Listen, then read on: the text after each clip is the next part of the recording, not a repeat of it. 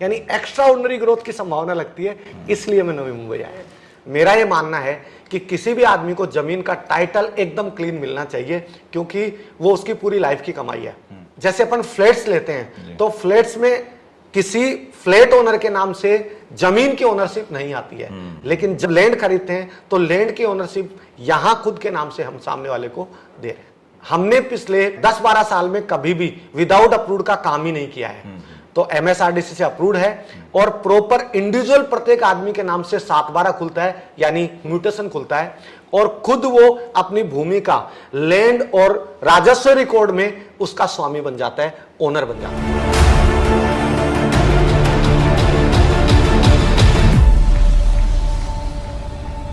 नमस्कार, मैं प्रवीण जाखड़ jdapprove.com में आपका बहुत बहुत स्वागत करता हूं। आज हम लोग नवी मुंबई में हैं और जयपुर से चलकर आए हैं नवी मुंबई में एक ऐसे प्रोजेक्ट के बारे में डिस्कस करने के लिए जो मुंबई के लोगों के लिए अनोखा है, क्योंकि डेवलपर जो हैं वो अनोखे हैं और उनका जो काम है राजस्थान में वो बोलता है। राजस्थान में जितने भी टाउनशिप डेवलपमेंट करने वाले जितने भी कॉलोनाइजर हैं, उन सब डेवलपर्स में से अगर हम लोग कहें कि सब सर्वश्रेष्ठ काम किसका है, तो वो हमारे साथ आज बैठे हुए हैं रियासत ग्रुप के मैनेजिंग डायरेक्टर सुमेर सिंह सैनी जी। सुमेर जी, बहुत बहुत स्वागत है आपका। जी नमस्कार। सुमेर जी, आज हम लोग आपसे कुछ बातचीत करना चाह रहे हैं, क्योंकि हमारे जो दर्शक हैं वो देश में भी हैं, विदेश में भी हैं, बहुत सारे एनआरआईज हैं जो इंडिया में इन्वेस्ट करना चाहते हैं, लेकिन उनको चाहिए कि सुलझे हुए लोग हों जो प्रॉपर्टीज़ डेवलप कर रहे हैं, सुलझी हुई प्रॉपर्टीज़ हों, लीगली कोई चैलेंज नहीं हो, अच्छे एरियाज़ में डेवलप की जाए।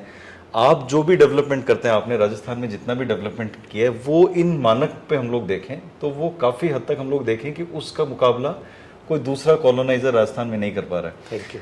आप अभी नवी मुंबई के अंदर आए हैं, आपने अपना पहला जो रियासत संकल्प के नाम से यहाँ पर डेवलपमेंट शुरू किया है, तो आपने यहाँ पर जो शुरू किया, आपने आईटी हब्स के किसी आप शहर में भी जा सकते थे जहाँ पर आईटी हब्स बने हुए हैं, कोई मेगा सिटी में भी जा सकते थे, तो आप नवी मुंबई में आए हैं, इसका क्या कारण है राजस्थान से यहाँ डेवलपमेंट के लिए? मेरा नवी मुंबई का आने से पहले, मैं जैसे 2 दिसंबर 2022 को सबसे पहले यहाँ आया था जमीन की स्टडी करने, तो उससे पहले मैंने तकरीबन 10-11 हिंदुस्तान के शहर विजिट किए थे, जिसमें बेंगलोर भी था, हैदराबाद भी था, रायपुर भी था, भिवाड़ी दिल्ली भी था, और जोधपुर उदयपुर भी थे। जहाँ भी रियल इस्टेट में एक कॉमन ग्रोथ होती है, सामान्य ग्रोथ हर शहर में, मतलब सभी शहरों में कॉमन ग्रोथ होती है, और एक साइकिल है, साइकिल के हिसाब से कम ज़्यादा ग्रोथ होती है, लेकिन नेचुरल ग्रोथ जो है वो हर इंडस्ट्री में भी होती है और रियल इस्टेट में भी होती है। जैसे अमूमन आज के टाइम पे लोग मानते हैं कि 18 से 20% ग्रोथ जो अमूमन सामान्यतया होती है। कुछ शहर ऐसे हैं जिनके या तो सरकारी स्पेशल डिसीजन या और कोई मतलब नेचुरल कोई ऐसा कारण या प्रकृति से रिलेटेड कोई कारण, जिसकी वजह से उन शहरों में एक्सपोनेंशियली ग्रोथ की संभावना होती है। अच्छा, मुंबई के साथ ये दोनों चीजें लागू हो रही हैं। पहला, यहाँ सरकार के बड़े डिसीजंस, और दूसरा यहाँ की जो प्राकृतिक स्थिति है, वो दोनों कारण इसके लिए जिम्मेदार हैं। जैसे पहला मैं बात करूं तो सरकार ने यहाँ एयरपोर्ट बना रही है, और सरकार ने यहाँ मुंबई और नवी मुंबई के बीच में अटल सेतु बनाया है। अटल सेतु बनाने के बाद जो प्राकृतिक बाधा थी नवी मुंबई और मुंबई के बीच में, वो अब खत्म हो गई है, और एक मुंबईकर को नवी मुंबई में आने के लिए मेरे हिसाब से 30 से 35 मिनट लगते हैं, जो पहले 1-1.5 घंटा लगता था, जो 1-1.5 घंटा लगता था। तो मात्र 30-35 मिनट की वजह से मुंबई और नवी मुंबई में फर्क खत्म हो गया। इसलिए मुझे यहाँ, और एयरपोर्ट बनने की वजह से मुझे यहाँ एक्सपोनेंशियली ग्रोथ की संभावना, यानी एक्स्ट्रा ऑर्डिनरी ग्रोथ की संभावना लगती है, इसलिए मैं नवी मुंबई आया। तो राजस्थान में जिस चीज़ के लिए आप पहचाने जाते हैं, एक बहुत शानदार डेवलपमेंट के लिए आप पहचाने जाते हैं, वो नवी मुंबई को मिलने वाला है, हम लोग ये कह सकते हैं। जी, मैं आपसे ये भी पूछना चाहूँगा कि रियासत ग्रुप ने राजस्थान में जो काम किया है, उसमें करीबन आप पिछले जो समय में आपने कुछ टाइम में, कुछ सालों को लेके हम लोग देखें, 30 से ज़्यादा डेवलपमेंट किए हैं आपने, बहुत बड़े बड़े, और आपने 5800 से ज़्यादा लोगों के अपने बंगले का, अपने ज़मीन का सपना जो है वो पूरा किया है। तो नवी मुंबई को लेके आप क्या सोच रहे हैं? नवी मुंबई को लेके जब मैं आया था तो पहले दिन से मेरा एक सपना है कि यहाँ के लोगों को फ्लैट्स में रहने की आदत है, और यहाँ के लोग, अमूमन लोग ये मान चुके हैं कि मैं मेरी खुद की स्वामित्व की जमीन का सपना सच नहीं कर पाऊंगा। ऐसे बहुत सारे लोग हैं। उन लोगों का सपना मैं पुनः जागृत करना चाहता हूँ कि आप इस मुंबई जैसे शहर में, नवी मुंबई के नज़दीक जो एरियाज हैं, वहाँ अपना खुद के स्वामित्व की ज़मीन और खुद के स्वामित्व का एक बंगला आप खरीद सकते हैं। ये मैं सपना उनको देना चाहता हूँ। लेकिन यहाँ के जो लोग हैं महाराष्ट्र में जो हैं, वो हीरानंदानी के पास जाएंगे या दूसरे गोदरेज के पास जाएंगे। आप यहाँ क्या देने वाले हैं कि लोग आपके पास आएंगे? बड़े बड़े ग्रुप हैं महाराष्ट्र में, मुंबई में बहुत बड़े बड़े ग्रुप। आप बिल्कुल सही कह रहे हो कि मुंबई को देखते हुए हमारा काम अभी शुरू ही हुआ है जी। और मुंबई को देखते हुए हमने कोई काम यहाँ किया भी नहीं है। हमारा पहला प्रोजेक्ट है रियासत संकल्प। लेकिन मुझे ऐसा लगता है कि जयपुर में हमने भी कम काम नहीं किया है। जयपुर में हमारा इंटायर जो गोकुल कृपा ग्रुप है, उसमें 125 से ज़्यादा प्रोजेक्ट हमने किए हैं और अकेले रियासत ने पिछले 3 साल में, आपने जैसे बताया, 30+ प्रोजेक्ट किए हैं। और वहाँ का डेवलपमेंट और वहाँ का लीगल टाइटल और वहाँ का जो ब्रांड नेम है, मुझे ऐसा नहीं लगता कि हमारा भी ठीक ठाक है। तो इसलिए जब टाउनशिप में हम वहाँ अच्छा कर सकते हैं तो यहाँ क्यों नहीं अच्छा करेंगे, यहाँ उससे भी बेहतर करेंगे, क्योंकि ये तो मुंबई है। यहाँ मैं आपको एक चीज़ बताना चाहूँगा, क्योंकि आप दूर भी बैठे हो सकते हैं, विदेश में बैठ के भी इस समय वीडियो देख रहे होंगे। इनका जो राजस्थान में सुमेर जी की कंपनी ने जो एक डेवलपमेंट का कॉन्सेप्ट दिया है, टाउनशिप में पहले क्या होता था कि प्लॉट काट दिए जाते थे और थोड़े दिन बाद वो जंगल जैसे नज़र आने लग जाते थे, पेड़ उग जाते थे, सड़कें थी टूट फूट जाती थी। इनके ग्रुप ने एक स्टैंडर्डाइज उसको बनाया है। मतलब आज कोई भी डेवलपर अगर राजस्थान में कॉलोनी काटने की सोचता है, प्लॉटिंग करने की सोचता है, तो उसको एक बड़े कॉम्पिटिटर के तौर पे या उसको उस चैलेंज को फेस करना पड़ेगा जो इन्होंने वहाँ की जनता को उपलब्ध कराया। यानी उसका कोई मुकाबला नहीं है। ये बहुत ही नोटिस करने वाली बात है। तो यहाँ हम लोग कह सकते हैं कि अब यहाँ के लोगों को भी उस तरह का एक फाइन डेवलपमेंट आप अवेलेबल कराने वाले हैं, उस तरह की वर्किंग आप करने वाले हैं।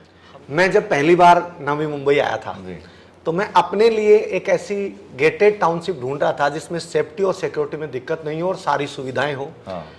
लेकिन मुझे नहीं मिला, क्योंकि यहाँ नवी मुंबई में पूरा जो इस टाइप का कोई कॉन्सेप्ट है नहीं।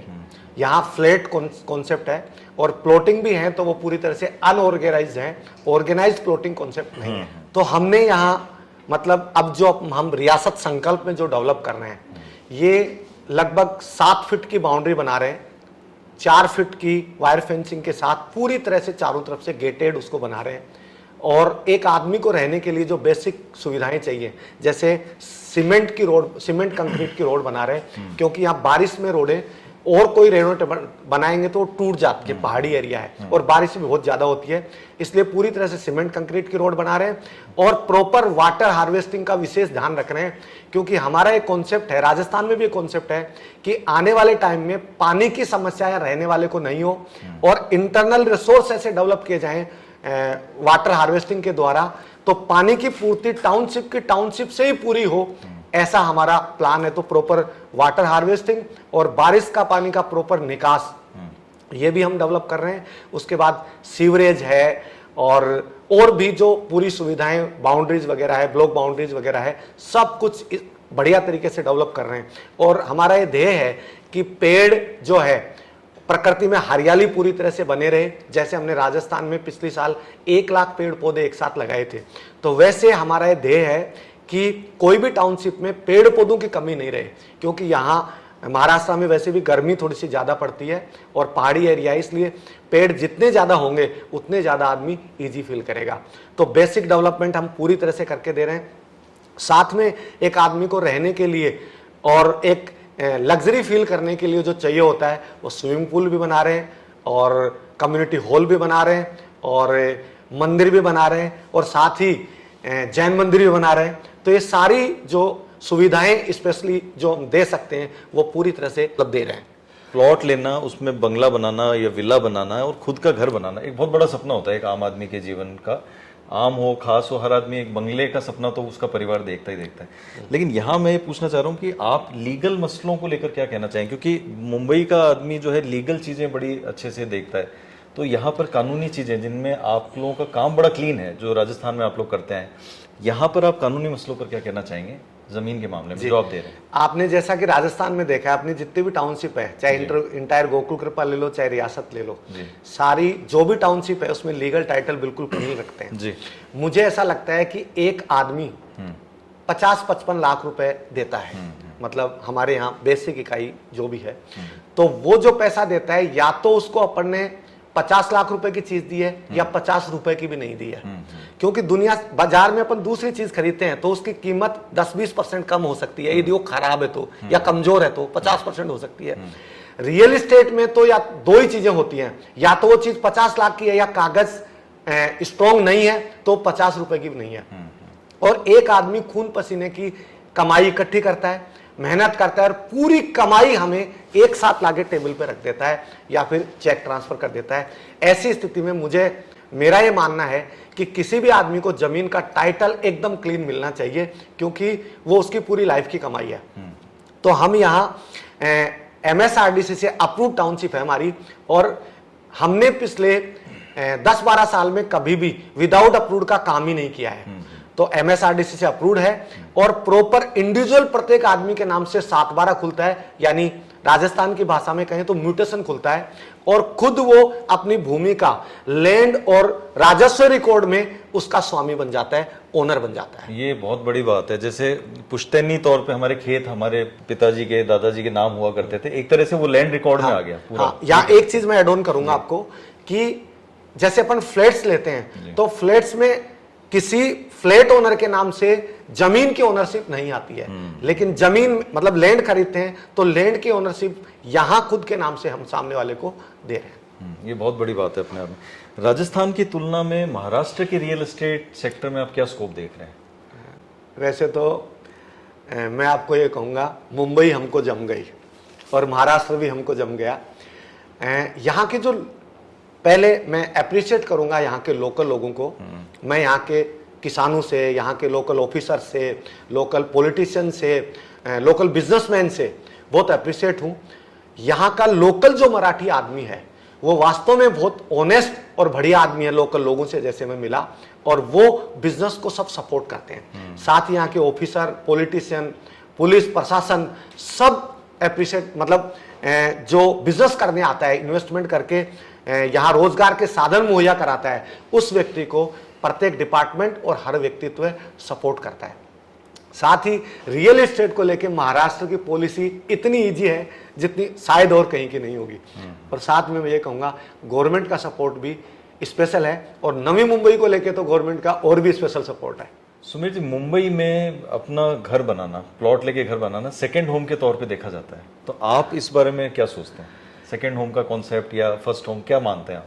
एक्चुअली मैं 2019 से मुंबई आता हूँ। अच्छा। और मैंने देखा है कि यहाँ मुंबई से बाहर कोई भी आदमी घर लेता है तो घर का मतलब फ्लैट है, यहाँ घर का मतलब मैक्सिमम फ्लैट है।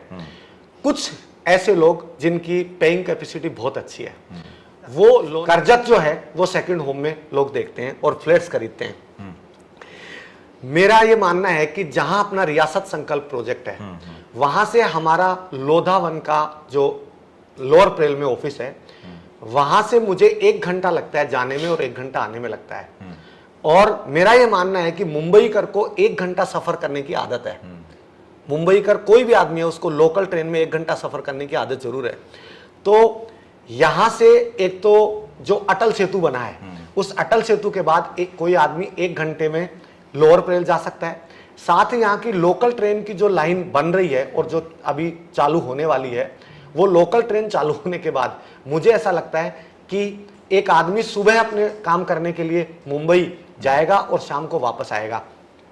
तो ऐसी स्थिति में मैं रियासत संकल्प को पूरी तरह से फर्स्ट होम के रूप में देखता हूं।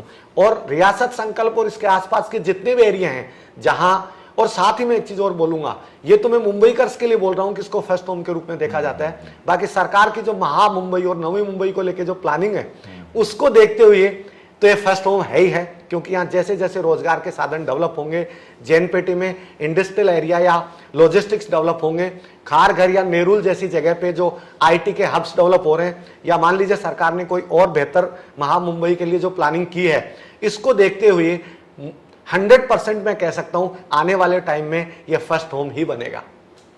मेरे को आपसे बातचीत करते करते एक चीज़ आई दिमाग में, ये जो आपकी रेट है, जिस रेट में आप यहाँ पर दे रहे हैं, यहाँ पर बड़े बड़े ग्रुप्स बगल में है, रिलायंस भी हम लोगों ने देखा, हीरा नंदानी के प्रोजेक्ट्स भी हैं और भी प्रोजेक्ट्स हैं, आपकी रेटें बड़ी कंपेटेबल है, मतलब वो उनकी रेटें और आपकी रेटों में फ़र्क है। आप बहुत ही हम लोग कहें तो रीजनेबल रेट में दे रहे हैं। इस रेट में हमारे जयपुर में प्लॉट आता है, हम लोग ये कह सकते हैं, उस रेट में आप मुंबई में ऐसी जगह पर दे रहे हैं जहां पर इतनी आबादी है, इतनी बढ़िया कॉलोनी है, क्या कहना चाहेंगे? एक्चुअली इसका कारण क्या है कि हम और लोगों के बेहतर रेट क्यों दे पाते हैं, और लोगों से कम रेटों में क्यों दे पाते हैं? तो एक प्रोजेक्ट जो टाउनशिप डेवलपमेंट का आता है, उसमें मुंबई में नॉर्मली पैटर्न है कि इंफ्रास्ट्रक्चर डेवलप करने में भी 2 से 3 साल लग जाते हैं। हम लोग कोशिश करते हैं कि 6 महीने में डेवलप हो जाए, तो समय से पहले हमारा डेवलपमेंट हो जाता है। और सेलिंग फास्ट होने की वजह से, टीम वर्क फास्ट होने की वजह से, वो जो साइकिल 3 साल में घूमनी चाहिए वो हमारी 6 महीने में घूम जाती है, 1 साल में घूम जाती है, जिसका फायदा कस्टमर को मिलता है। तो आज हम और बिल्डर्स की तुलना करें और डेवलपर्स की तुलना करें तो हमारी बहुत रेट कम है। तो हमारा ये मान लीजिए पहला प्रोजेक्ट है, अगले प्रोजेक्ट्स में भी हम बहुत ज्यादा रेट नहीं रखेंगे, क्योंकि हम टाइम का जो साइकिल है ये हमारा जल्दी घूम जाता है, इसलिए हमारे प्रोजेक्ट महंगा नहीं पड़ता है। और हम ये समझते हैं कि नॉमिनल जो है प्रॉफिट में काम करें और यूनिट बढ़ा लें। और हमारा मूल उद्देश्य है कि मुंबई का वो आदमी जो लाख से 1.5 लाख रुपए महीने का कमाता है, और जो आज जिसने ये सोच लिया कि मैं बंगलो कभी ले नहीं सकता, प्लॉट कभी खरीद नहीं सकता, उन लोगों को फाइनेंस पे घर उपलब्ध करवाएं। तो यदि रेट वाजिब नहीं रखेंगे तो उनका वो सपना पूरा नहीं कर पाएंगे। इसलिए हम मिनिमम प्रॉफिट में ज्यादा इकाई बेचने में विश्वास रखते हैं। हम लोग आपको एक चीज़ और यहाँ बताना चाहेंगे कि राजस्थान में सुमेर जी और इनके ग्रुप, रियासत ग्रुप की जो भी कॉलोनी आती है, अमूमन वो पहले या दूसरे दिन में सारी बिक चुकी होती है। वहाँ लॉटरी तक निकालनी पड़ जाती है कि भैया हमें प्लॉट मिलेगा या नहीं मिलेगा। और हम लोगों ने ऐसा देखा है वहाँ पर साइट पे जाके, जिस दिन लॉटरी निकलती है, कि बहुत सारे लोग जिन्होंने डीडी बनवा के दे रखे थे, चेक दे रखे थे, वो उनको भी प्लॉट्स नहीं मिल पाते हैं। तो वो आपके डेवलपमेंट, आपके काम की वजह से, आपके रेट्स की वजह से, जो भी आप फैसिलिटीज़ दे रहे हैं, उनका बेनिफिट कस्टमर को मिलता है, जो एक आकर्षण भी है आपके ग्रुप से जुड़ने का। इसका एक कारण है, एक्चुअली मैं आपको बताऊं, रियल एस्टेट एक ऐसा सब्जेक्ट है जिसमें एक आदमी की मैक्सिमम कमाई चली जाती है, और मैक्सिमम कमाई इन्वेस्ट होती है, पूरी लाइफ की जो खून पसीने की कमाई इन्वेस्ट होती है, इसलिए वो आदमी डरता है। और दूसरी बात, बहुत जगह ऐसा हुआ कि कुछ पैसा लोगों ने दिया और वो पैसा किसी न किसी रूप में डूब गया। तो इसलिए आज के इन्वेस्टर को या आज के घर लेने वाले को उसकी ये सोच है कि मेरा पैसा 100% सेफ चाहिए। और पिछले 12 साल में हमने गोकुल कृपा के रूप में, या पिछले 3 साल में रियासत के रूप में, हमने जयपुर में सामने वाले को जो कमिटमेंट किया उसको ऑन टाइम पे डिलीवरी दी, और लीगल और टाइटल एकदम क्लीन दिया। तो लोग हम पे इतना भरोसा करने लग गए कि जिस दिन हम प्रोजेक्ट लाते हैं वो रातों रात खरीद लेते हैं। बिल्कुल, ये हम लोग जयपुर में डेफिनेटली देख रहे हैं। एक चीज़ मैं आपसे एक आखिरी सवाल करना चाहूँगा। हमारे जो दर्शक हैं, एनआरआईज बहुत सारे हैं, वो हम लोग जो सजेशंस देते हैं वो वहाँ पे प्रॉपर्टीज़ भी खरीदते हैं, और हम लोग वही सजेशन देते हैं जो बिल्कुल क्लीन प्रॉपर्टीज़ होती हैं, या जो उनके ओनर्स की एक अच्छी मंशा वाले ओनर्स जो होते हैं कंपनियों के, उनसे ही हम लोग बातचीत और इस तरह की चीज़ें लेकर आते हैं। आप हमारे दर्शकों के क्या मैसेज देना चाह रहे हैं? वो यहाँ भी रहते हैं और एनआरआईज भी हैं, सबके लिए क्या मैसेज देना चाहेंगे? एक्चुअली मैं बताऊं, मैं तो आजकल नींद में भी एक चीज़ सोचता हूँ। मैंने जयपुर के कई उदाहरण है मेरे पास जी, और मेरे ज्योग्राफी सब्जेक्ट रहा है, तो नगरीकरण की दृष्टि से मैं देखता हूँ तो मुंबई और नवी मुंबई की जो बाधा है जी, पहले पहाड़ी है एक साइड में वासी की तरफ, दूसरी तरफ समुद्र है। ये मुंबई और नवी मुंबई को मिलने की बाधा थी, पूरी तरह से प्राकृतिक बाधा, और इस प्राकृतिक बाधा को अटल सेतु ने पूरी तरह से कंप्लीट कर दिया। और अब महाराष्ट्र गवर्नमेंट मुंबई को लेकर समझने लग गई कि नवी मुंबई के अलावा गवर्नमेंट के पास मुंबई के लोड कम करने का और कोई उपाय नहीं है। एक्सपेंशन का पोटेंशियल नवी मुंबई के पहाड़ों के अलावा और कहीं है ही नहीं। ठीक है, तो ऐसी स्थिति में मुझे ऐसा लगता है कि जैसे किसी जमाने में हैदराबाद के बाद हाईटेक सिटी उससे बेहतर बना, और दिल्ली के बाद जो गुड़गांव है वो आज की डेट में दिल्ली से महंगा है। और मुझे ऐसा लगता है, मैं तो रात को सपने देखता हूं कि आने वाले टाइम में मुंबई से महंगा और मुंबई से ज्यादा रेटों में नवी मुंबई में प्लॉट मिलेगा 5, 7, 10 साल में, ऐसा मेरा अनुमान है। तो मैं ये बोलूंगा जो भी आदमी इन्वेस्टमेंट करना चाहता है, हिंदुस्तान के 10-11 शहरों की स्टडी करने के बाद ये बोल रहा हूं कि नवी मुंबई आज की डेट में इन्वेस्टमेंट के लिए सबसे बेस्ट है। ये बात तब कह रहे हैं जब इन्होंने करोड़ों स्क्वायर फीट जमीन बेच चुके हैं राजस्थान में, और एक ब्रांड है, मतलब बहुत बड़ा ब्रांड बनने के बाद में आज अनुभव से ये बात बोल रहे हैं। तो हम लोग ऐसी मुलाकातें आपसे करवाते रहेंगे। आज हम लोग इस स्पेशल इंटरव्यू के लिए जयपुर से नवी मुंबई आए थे, जब हमें पता चला कि इनका प्रोजेक्ट यहाँ पर है, और बहुत सलीके से, एक बहुत ऑर्गेनाइज तरीके से एक यहाँ पर टाउनशिप इन्होंने लॉन्च किए। अगले वीडियो में हम लोग फिर ऐसी मुलाकातें कराएंगे। तब तक के लिए नमस्कार जी, धन्यवाद।